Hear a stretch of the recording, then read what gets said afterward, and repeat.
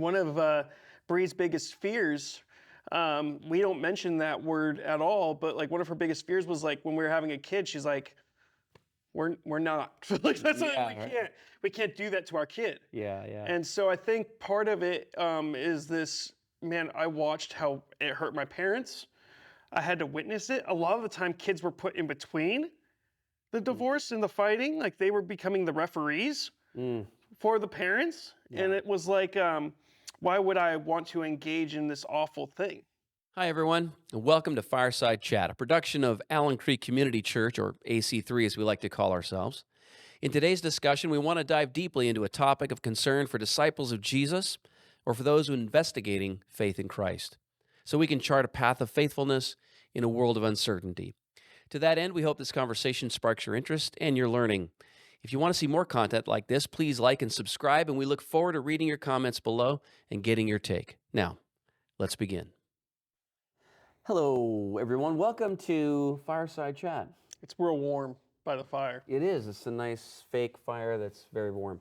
And hopefully our conversation is just as warm. We're going to talk about something a little controversial. I mean, it's just becoming more and more of a thing in the marriage culture that we're surrounded by today. So we decided, let's talk about cohabiting. Yeah, Rick. I mean, I think there's a real question for people on, one, what does the church think about cohabitation? Our church specifically, what does Allen Creek think about cohabitation? And what is the right thing to do? Because there's a lot of conflicting factors in cohabitation. Right. And what's the stats? What does God say? You know, looking at all of the facts out there and saying, okay, what really is cohabitation? What is it used for, and is it beneficial to me or to my relationship? Yeah. Yeah. Well, good. So let's get into it. What's fascinating is just how much of a phenomena this is. Like if we think about, there's all sorts of things. Like the sexual revolution really just utterly changed the marriage landscape by introducing a whole lot more divorce. Divorce rate went skyrocketed from I think about 10 to 15% to 50%. Right after that, it's kind of stayed there for most since the mid 70s. That's right? crazy. Massive change. But then this is a different thing, right? And maybe we could say it's an outgrowth of this. So I've got two articles that we're just kind of referring to, and this one opens. By the way, one is from a Christian, the McManus article, and the other one from Meg J is from a non-Christian. Both are citing similar statistics, which we'll get into. But first of all, what's happening? What's the lay of the land when it comes to the marriage landscape? Decades of high divorce rates, Mike McManus writes, have given rise to a generation of young adults who fear marriage. You think that's fair? Yeah, I think so. Yeah, I think so. In response, so as we said, that happened since the 1960s. In response, the statistics show that many now live together to test their compatibility. Since 1960, America has witnessed get this now, 12-fold increase. So wow. As a percentage, that works out to a 1,200% increase, a 12-fold increase in cohabitation. That's not a 10% increase. No. That's a 1,200% increase in cohabitation from 430,000 couples to 5.4 million couples. At the same time, there's been a 50% plunge in the marriage rate, along with rising numbers of out-of-wedlock births. So the 50% plunge in marriage rate is not a 50% plunge in divorce rate. That's really important to note. It's just the number of people getting married. Yeah, like they're just not getting married. They're just not getting married, and marriage is being delayed more and more and more. Well, So talk about that for just a second, Alex. You're talking with a younger set of young couples in our church. Yeah. What is that fair to say that, first of all, their perspective, they've come, a lot of them, out of a divorce background, and it's created a certain amount of skepticism and fear over the institution? Is that fair? Yeah, I mean, I think it depends on your story. Of course. Like my wife, Bree, comes from a divorced family, and she didn't fear the institution of marriage as much because her step-parents their marriages are healthy, right? Mm-hmm. And so, and she was really young. Yeah. But I think for a lot of people, it can be really, really damaging. Mm-hmm. And even underneath, I think that deep down, they'll feel some sort of damage from it. Right. And I know for a fact, like, one of Bree's biggest fears, we don't mention that word at all, but like one of her biggest fears was like when we were having a kid, she's like, we're not. Like that's what, Yeah, right. we can't do that to our kid. Yeah, yeah. And so I think part of it is this, man, I watched how it hurt my parents. I had to witness it. A lot of the time kids were put in between the divorce and the fighting, like they were becoming the referees for the parents. And it was like, why would I want to engage in this awful thing? Right. And so the fear is a driver for them of, well, the way to avoid this. How do I avoid the pain? That's the driver, right? For a lot of young people. I have a lot of young people I talk to who are married, are great, and they're doing good. I see a lot of young people who are in that fear cycle of like, well, Alex, how do you have a healthy marriage if you've never like lived together? Because my parents go World War III or did go World War III over the dishes, and helping them understand that it wasn't really the dishes that they went World War III over. That was what was easy to talk about. Yeah. But rather there was much deeper stuff happening underneath that surface. Is a fun conversation in pre-marriage counseling of like, like, hey, you shouldn't live together. Yeah. Because of this or that, and we'll get into some of that stuff. Yeah, we'll get into that. But so I'm seeing the fear too. So you're seeing it from the perspective of trauma growing up. So it's the marriage you watched. But for some, I'm noticing in an older set now, seeing there's similar trauma from people who've been through their own divorce. Yeah. So if you watched a divorce growing up, that is going to affect you negatively and be an emotional pull towards oh my gosh, my dad cohabitation. lost everything.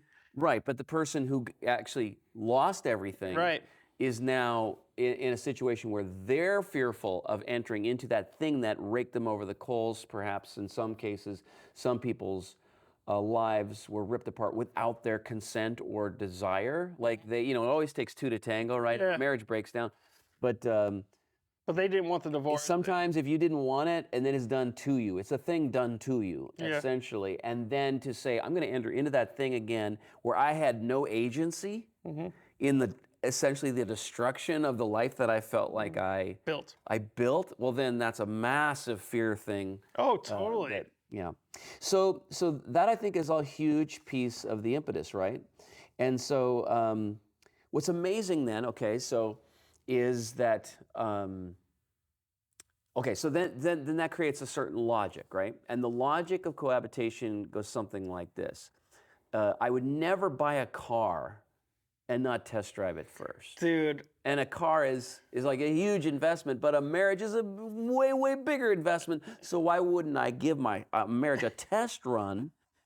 And especially I got all this fear, I got all this brokenness. So why? And so talk about that logic, Alex. Sorry, I laugh because I'm talking to a young couple who's talking about marriage. They're not engaged yet, and one of the things they often talk about is how they work at the same place, and that people use that metaphor with them. They're like, hey man, why aren't you, testing the car first? And it's like, well, I love Jesus, and it's just this funny thing. But no, I mean, I think that there's if you don't know Jesus, you're not a Christian, and you don't know the statistics behind cohabitation, there's a logic to that, right? It's like logically, I want to make sure that you're not going to irk me so bad when you do the dishes that I can't handle it anymore. I want to see if I can handle how you snore. Yeah, well, that's what they say. Yeah. But what they mean is sex. There's a huge piece of it. Yeah. So what they're finding out sexual compatibility. Yep. I've actually heard it said, dude, and this is no lie. Well, how do you know that it's going to be good sex? Right. It's like, what? Yeah. What is that? Is that the marker now? Right. Is that the? Oh man. But yeah. Well, and I think I've found that. Let's get into that a little bit later. So the big aha in this whole thing. So we have two things then to ask ourselves to evaluate the trend, right? One, I think, is a scriptural thing, which is a Christian does not define their moral gate, the moral pathway based on what's expedient, right? The Christian forms their moral pathway on the design and command of Christ. So there's that that is asking us, giving us a set of questions to evaluate cohabitation. But then there's the science. Yeah. There's like, is it working out for us? Right? Yeah. Is it delivering on its promise? Because the promise is it's a test drive. Promises you test drove it so the engine shouldn't blow. Yeah, exactly. That's the promise. Okay, so is it delivering on that? So this is fascinating. I'll just read, and then there's this is 2 articles. This is by the way, guys, research that was done. It's been done repeatedly, but from basically since the number started skyrocketing, so early 2000s through into before 2020. Many of these 5.4 million couples, these are the cohabitating couples, along with their friends and neighbors, still believe the enduring myth that cohabitation works as a sort of trial marriage. In reality, cohabitation often becomes a trial divorce. The only question is whether couples will split before or after the wedding. About 45% of cohabitating couples undergo what we would call a premarital divorce. So almost half of cohabitating couples split up Before getting married. and maybe people would consider that a success, like, hey, good, then they didn't get married when Sure. they shouldn't have got married, which can be almost as painful as the real thing. The half who make it to the altar, this is significant, the half who make it to the altar are about 50% more likely to divorce than those who live together, more likely to divorce than those who live apart prior to marrying. In the end, as few as 15 of every 100 couples who cohabit go on to create a lasting marriage. Whoo! I don't like those stats. That's a bad stat. And by the way, this is the Christian article. So wait, so 15% Yes. Yeah. go on to actually have a lasting marriage. Yeah. Go on. Yep. I am not a statistics major, but that's not good. Yeah. It's not good. Okay. So now let's talk about, before we get into why a Christian would theologically want to resist this trend because of the example and command of Jesus.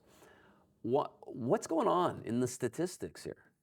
What on earth is happening? Because I test drove the car, Yeah. the engine looked good, and then I brought it home, and then I'm more likely to have brought home a lemon when I test drove it than if I didn't test drive it. Why does that analogy, the test drive analogy, not work with marriage, but it does work with cars? That's the question. That is the question. That's the question. Like, Yeah. I think that there's a lot that goes into that, and I think a lot of it goes into the beauty of marriage and what marriage is. It's the wonder of discovering as you get married and as you're growing with this person. Nothing changes if you've been living together forever. Right. And then you get married. Right. And I think people picture that. When you get married, you picture this fairy tale wedding, which isn't always the case, but you picture this, oh man, I'm infatuated, honeymoon phase. Well, after I marry you, the honeymoon phase was 10 years ago. Yeah. Right? Right, exactly. I have kids with you. I have a joint bank account with you. Yeah. It's all past tense. Yeah. Okay, well, that relates to something that was brought up in this article. They called it the sliding, not deciding effect. Okay, now think about this. I like that. Sliding, not deciding. So a lot of couples, they begin to become sexually active. Then they begin to sleep over at each other's home. And then they say, well, it's just cheaper if we just have one home. And then it works out like the test drive. Save money.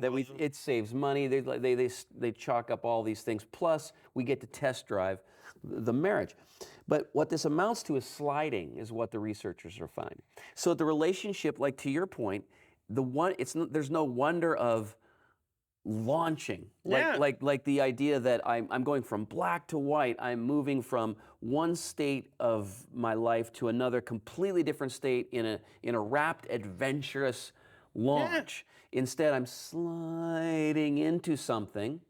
And why would that negatively affect the divorce rate? What they're saying is that the gradual slope, not marked by rings or ceremonies or even a conversation, means that when they finally do get married, there's a sense in which, did I even decide this? Do you want me? Yeah. Did you actually choose me? Did you pick me? Did you pick me? That's huge, dude. It's massive. Especially for the woman, right? Like I think so. I think it's huge for the woman in the marriage to know that she was chosen. Yes. And that she is wanted and desired, and there's this pursuit of the man, right? And there's this, I want my man to pursue me, and I want him to chase me, and I want him, and And then there's this like, well, I've been sitting here for 10 years. And I'm just going to speak freely. Like Yeah. most of the time, it seems like the woman is begging the man yes. to marry her by that point. Mm-hmm. And when I want to know the stats on that. I would be curious to know how many of those marriages that actually happen are from the woman like begging the man Right. like, to marry them because they're like, we've been living together for this long. And I'm not saying it always happens. Maybe it's the man begging. I don't know. Sometimes probably, but I bet you there's a gender, there's a difference based on gender. In fact, again, so a great segue that another one of these reasons is the different, unspoken, unconscious agendas between genders. So you say what motivates a woman to want to cohabitate is different Yeah. from what motivates a man to want to cohabitate, and you could just Can I probably guess? Can feel I it. guess? Yeah, go ahead. So my guess is for the woman, it's all about safety and security and like money and just making sure that, you know, all of that stuff's taken care of. And for the man, it's sex. Yeah. In not so many words, you kind of nailed it. A little bit of a spin though on female agendas. Researchers found women were more likely to view cohabitation as a step toward marriage. Okay. So yes, security like you're talking about, but the idea was we'll cohabit, and that'll actually Get him encouraged to Yep, that'll push this relationship toward the end game of commitment, which is what the female is driving towards. That's super interesting, Rick. Like Yep. that it just goes to show that like she wants you to choose her. Yes. And so this is her driver. She's like, the driver to cohabitate with you is for you to choose me. Yes. Which is the opposite of what you're doing. Like, Right. Yeah. So it's such a confusing thing, right? Yeah, exactly. One of the people they interviewed for this had said basically that I felt like the woman now felt like I was in a 3-year audition to be his wife. That's awful. Right? Imagine feeling that. Yeah. Dude, that makes my icky. Right. Now, to be fair to the men involved, I guess again we're talking about some of them traumatized by past divorce that they watched. Also, some of them past divorces that they went through, wherein which the woman who seemed like she was there for him suddenly turned. And by the way, that's not an uncommon thing when you think about who initiates divorces. So it's interesting, yes, probably in cohabitation, the woman is initiating or moving or trying to move. Her vested interest is in moving towards commitment and a marriage. But you know what the statistics are on who initiates divorces? Who? It's crazy, off the charts, unbalanced. Really? Women initiate 77% of all divorces in America. Really? Why? Well, it's probably an expectation thing. Yeah. So the man is not delivered on the promise. And I think this goes again to some sort of a gender difference when it comes to the way men and women approach marriage. And this is quippy, and I don't mean it to be overly simple, but I think it's true that men come to marriage when they do finally get to the altar, looking at a wife that they hope never changes. She's perfect right there. And a woman gets married betting on that he'll change. Betting on that he'll change. And so some of that I think it creates the difference. That's interesting. He comes to marriage saying, this is it. She's perfect. I found the woman who is irresistible. That's why I'm marrying her. I had my choice of 2 or 3, let's say, but this is the one that I brought home to mom because she was incredible. And the woman is looking at him going, I really like him. He's super awesome. But there's a few things. My love will change. Yeah, right? Like it's almost like missionary dating. Well, it is, but okay, now think about it. And again, to be very crude about different gender priorities. The woman is deeply vested in the development of the security of the nest, which will, in many cases, be a place where children will come, right? Yeah. So that means that she's interested in protection and provision. Well, the dude at 25 is in his lowest income era. So if that's her vested interest, she's got to look at his potential. She can't look at what he's doing right now. That's true. Because what he's doing now is garbage. Good point. Sure. I was making $25,000 a year Exactly. at 25. When I got married, I was making no money. I had massive student loans. Well, not massive for them, but you get the point, right? Versus him, he's looking at her. What is his motive? He's not generally not saying, well, I hope she brings home The bacon. six-figure income. That's not what he's thinking. No. He's thinking, I want her to be nurturing and beautiful. And I bet you he's thinking, that'd be nice, the six-figure income. Yeah, sure. It would be great. It would be great if she brought a six-figure income. But his priorities are different. Is she going to care for us? He's enraptured by her beauty. He's enraptured by her Love and nurture nurture. and love and care. And so she's standing there across from him at the day of the wedding, going, "Never change." And she's looking at him, going, Please change. It's going to get better and better. So I think that This is pretty great, but it's going to get better. right. So that explains, I think, the disparity in the divorce, at least part of it. Okay. Because she gets down 10 years down the road, 15 years down the road, and guess what? Some things haven't changed. That's interesting. The bet didn't pay off. Now, that's to paint it as very utilitarian, because a lot of guys have cheated, Yeah. and they are more likely to cheat. So if sexual infidelity has entered the marriage, it's going to enter often more from the man's side than the woman's side, not universally, but statistically higher, and that sometimes explains some of it. So if he's been unfaithful, he stepped outside the marriage, or if he's brought his own dysfunctions of irresponsibility or whatever, and it never panned out. So Addictions or whatever. addictions, exactly. So this is explaining why on earth would the test drive not work. One of it is what did we say? Sliding, not deciding. Yep. Another is the expectation difference.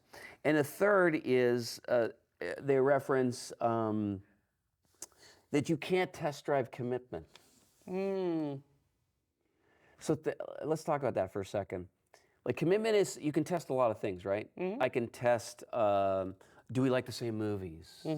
But what I can't test is commitment. Why not? Why can't I give commitment a spin? Like you know what I mean? Like you give a motorcycle a spin. Why can't I give commitment a spin? Because there's no timeline. Yes, exactly right. There's no timeline. It's exactly because commitment by definition means for life.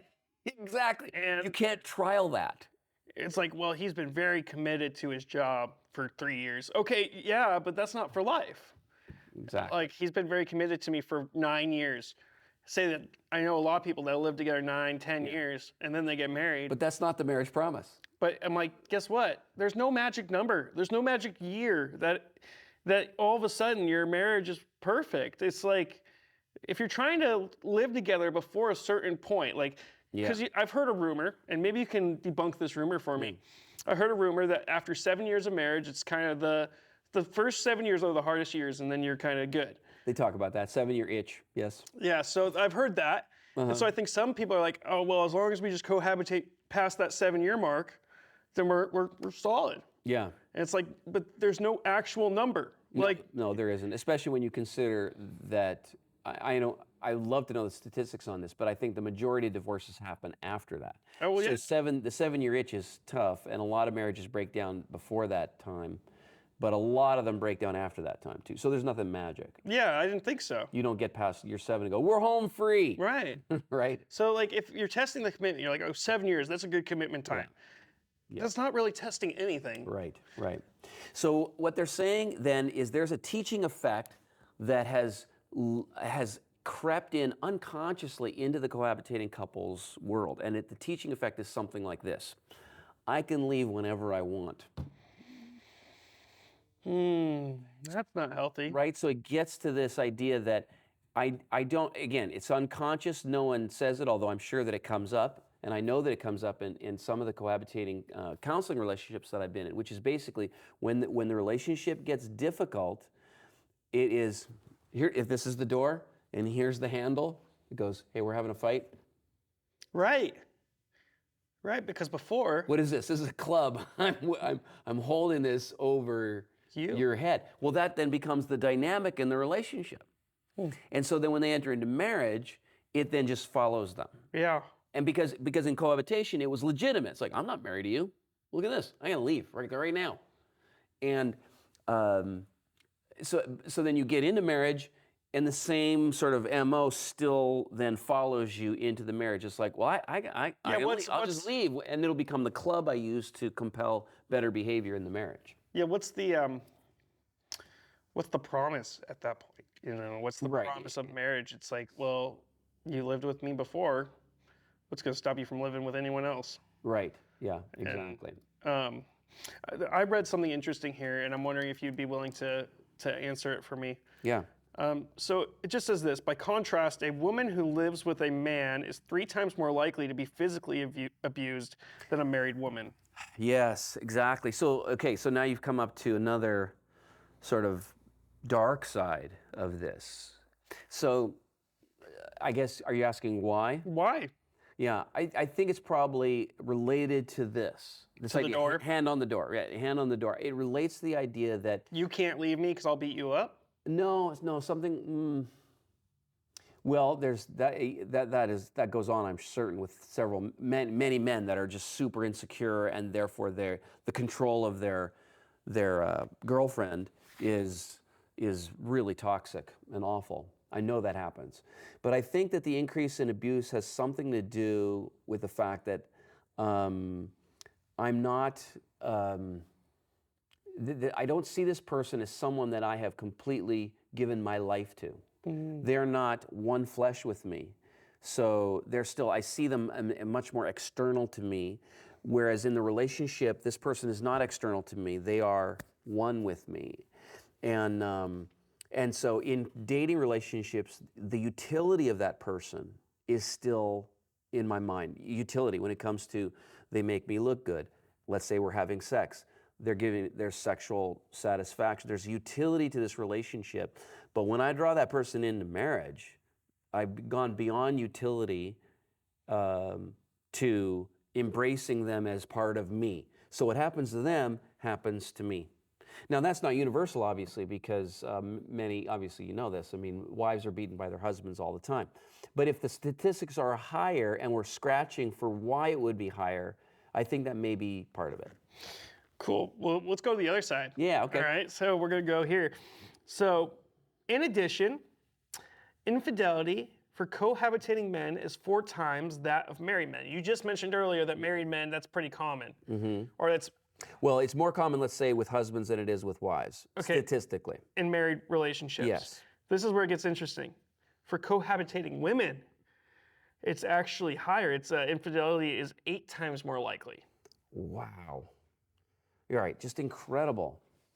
So, like, it's less likely when they're married, Yes. but it's far more likely when they are not. Right, right. So, Does that go down to the, I want you to choose me, and if you're not going to choose me, I'm going to go to the guy that will? Again, we're spitballing a little bit without hard data. Yeah. I think that's as good an explanation as another. Yeah, because if the feminine heart is finally wanting to be chosen and to be pursued, and that is massively important, and to be surrounded in some sense. The non-committal boyfriend is causing that need to not be met. Yeah. So she was looking for it elsewhere. And it goes looking for it elsewhere. Well, that's curious. I was just really, really interested in that. Yeah. So that's the data, right? So we say, so if Why doesn't it work? So if this is why it doesn't work. So if I'm a Christian, I'm not just compelled by data, right? No. I'm not just compelled by utility. I should be compelled by theology. And that is to say, what God thinks, right? So here's Jesus, and he's asked about divorce, but I always find this interesting when people say, Jesus said nothing about marriage. It's like, and specifically when the gay marriage question was dominating the cultural conversation, a lot of Christians said, well, Jesus never said anything about gay marriage. So, well, he said lots about marriage, and then that by inference has all sorts of things to say about cohabitation and any other form of marriage by inference, right? So for example, he's asked in Matthew chapter 19, is it lawful to divorce one's spouse for any cause? And then what I've taught before, Alex, is that what Jesus' response gives us a 6-fold then definition of what godly, Christ-centered marriage looks like. And he says, have you not read that he who created them from the beginning made them male and female? So boom, that immediately sets the context for biblical marriage as heteronormative. Then next, and said, therefore a man shall leave his father and mother and hold fast to his wife, and the two shall become one flesh. So it's monogamous because there's two. No polygamy. No, there's no 3, there's not 4, there's not 10. So they are no longer two, but one flesh. What therefore God has joined together, let no one separate. So it's permanent. So now we've got it's heteronormative, it's permanent, it's also God ordained. Yeah. So there's a sense of covenant. Like it's not just two, then we got the two, so we got the monogamy piece. So it's not just monogamy that you and I, if we're a man and woman, agree to in some private arrangement. There's a sense in which it's public and covenantal. And so that, I think, Alex, is where the Christian who longs to love and follow the Lord Jesus looks at the way he looked at marriage and realizes that when he's talking about two become one flesh, he's talking about sex. Yeah. He's talking about the sexual bond that unites them in a spiritual way and not just a physical way, right? And that bond is something that God needs to be a part of. And if God joins them, he's making this, it's now an official thing. It's a covenantal thing. It's not just a, hey, let's shack up. And not to say that people who live together are that cavalier about it. And I know that some are very serious about what they're trying to do, but they are certainly avoiding marriage when they do that. And what Jesus is saying is that godly sexual union It's forever. is forever, permanent, and it's God ordained. There's a covenant that's a part of it. He brings them together. So, Rick, what would you say to the person who says, okay, I hear you, Rick. Okay. Yeah, sure. God, or Jesus said these things. But then why does he not talk about the issue then of the Old Testament and the polygamy that happened within the Old Testament and God's use of those people? Right. Well, there is, and I think if you look deeply into it, that argument is, the Bible is really clear that there's no other prescriptive marriage arrangement than this one. Sure. One man, one woman for life. And you know this because, who is Jesus quoting here, by the way? You know. Who's he quoting? He's actually going back to the Old Testament when he says, there's quotation marks around it. Therefore a man shall leave his father and mother and hold fast to his wife, and the two shall become one flesh. Yeah. Like that's Moses. Yeah, I was about to say, that's right? Moses from Genesis, right? In the Adam and Eve account. Right? Yeah. So you got Adam and Eve's account that Jesus appeals to when he's defining marriage. So that's your marriage prescriptive model. So he's using Scripture to interpret Scripture. Exactly. Now, in between the Adam and Eve creation model, which is the ideal, and keep in mind that's pre-fall, pre-sin, and then Jesus, who's reinstituting the ideal model, in between all that, you've got all sorts of different marriage iterations. You've got, marriage of slave wives. You've got Abraham taking on 2 wives. You got Jacob taking on 4. If you count, you got concubinage. You've got Levirate marriage, which we talked about with Ruth, right? Yep. So we've got all these different iterations, but none of those we realize when we look into the text is prescriptive, even if if we want to say allowed, but not prescribed. Okay. And so even if you look into the Mosaic law that puts limits around polygamous activity. So for example, an Israelite man takes a woman from another, like from a Baal or something like that. They defeat an enemy, and now what's left are women and children. They take them into their clan, which is booty of war. Yeah. Then you had to treat her a certain way. So the law isn't go get those wives. It's when you get those wives, which is what you do in the ancient Near East. You take care of them. You take care of them, and they must be treated in a certain way. And if you had a polygamous situation and you have a favored and an unfavored wife, the unfavored wife must not be denied her basic needs. And so the laws are sort of like, they're almost like they're pushing back against polygamy rather than saying Okay. polygamy is awesome. It's like containing the damaging effects Of it. of marriages that don't fit the Adam and Eve Jesus model. And by the way, when Paul goes to talk about Yeah. marriage, what does he do? He quotes, Jesus. well, he quotes Moses. Moses there in Genesis as well. So that one man, one woman for life thing is a biblical prescriptive from page 1 all the way through, despite descriptions and laws that govern the other kinds of marriage relationship.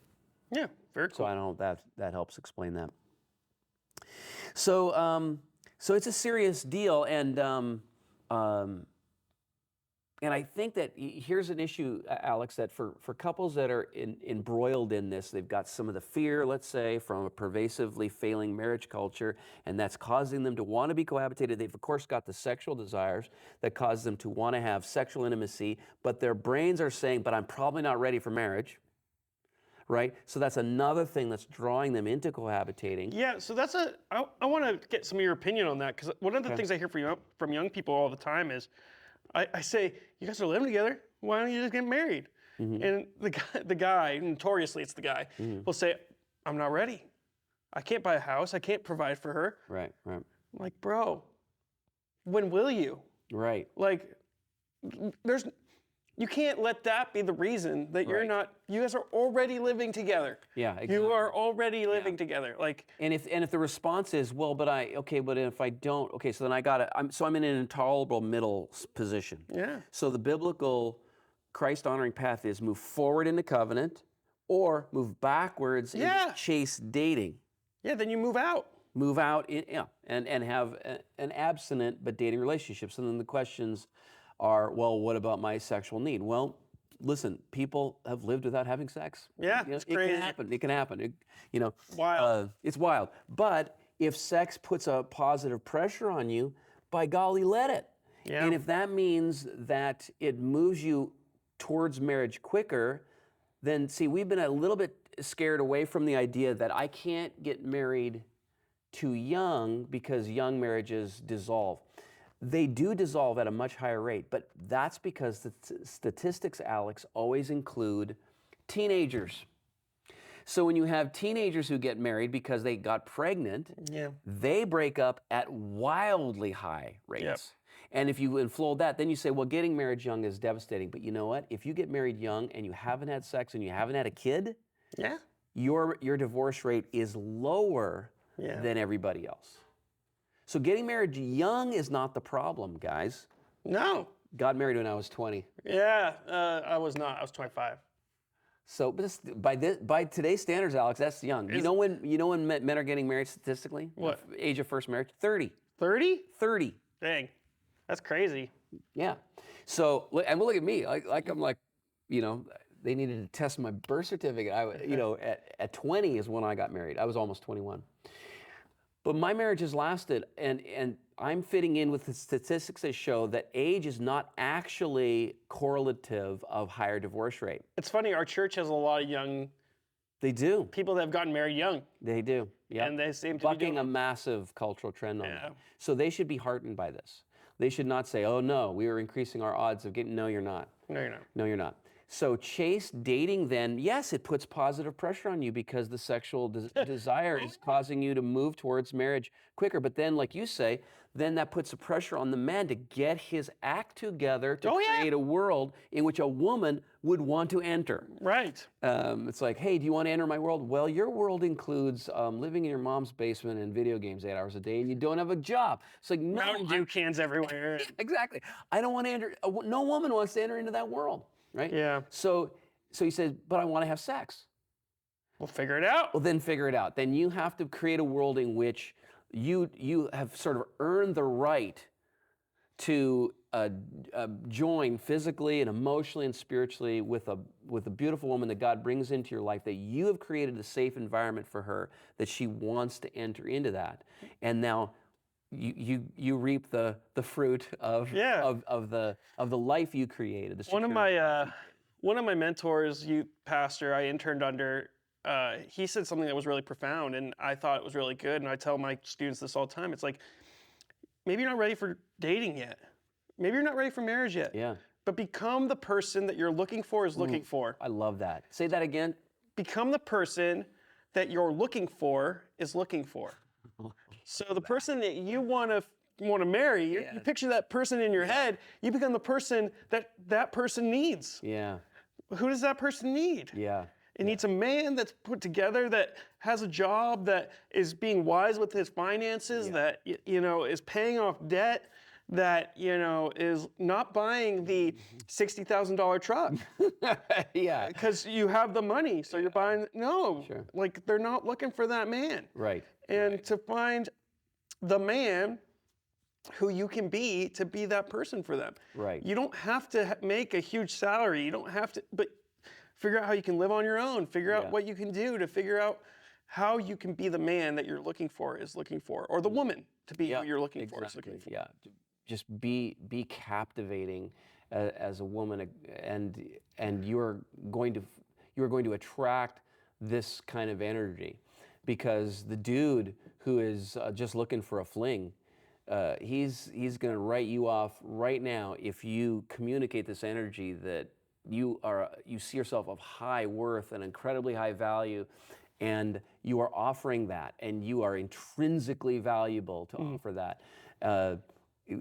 Dudes are gonna, the wrong dudes say, and the right dudes are going like, that's the prize. Yeah. That's the prize. I'm going to pursue that.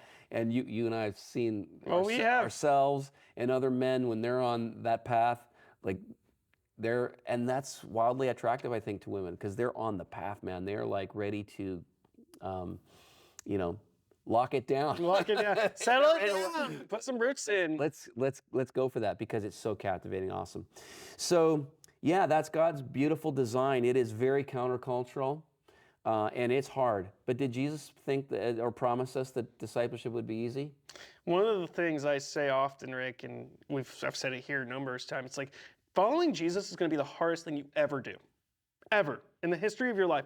Following Jesus is the hardest thing you'll ever have to do, because you're going to have to deny yourself to follow him. And if you're a Christian right now and you're cohabitating, my encouragement to you is like, deny yourself, man. Mm-hmm. Yeah. Deny yourself. Your fears, your concerns, all of these things, just stop. Yeah.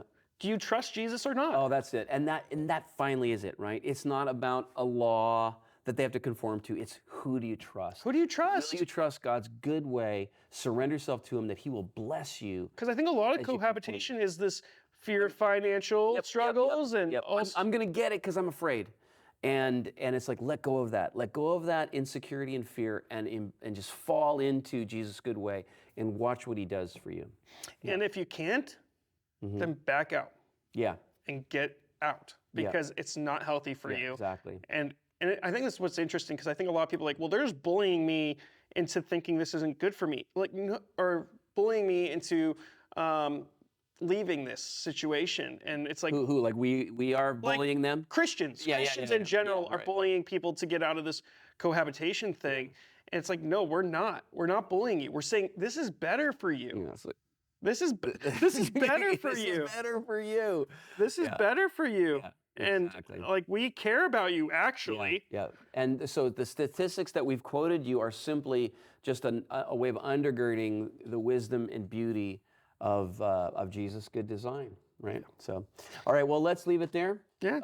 But hey, if you've got questions or comments, just throw them in the chat, and we'd respond. We respond to every single one. And this maybe stirs up some difficulty with you. So if you want some private chat, Man Alive Alex and I would be happy to do some private chat with you on this. Totally.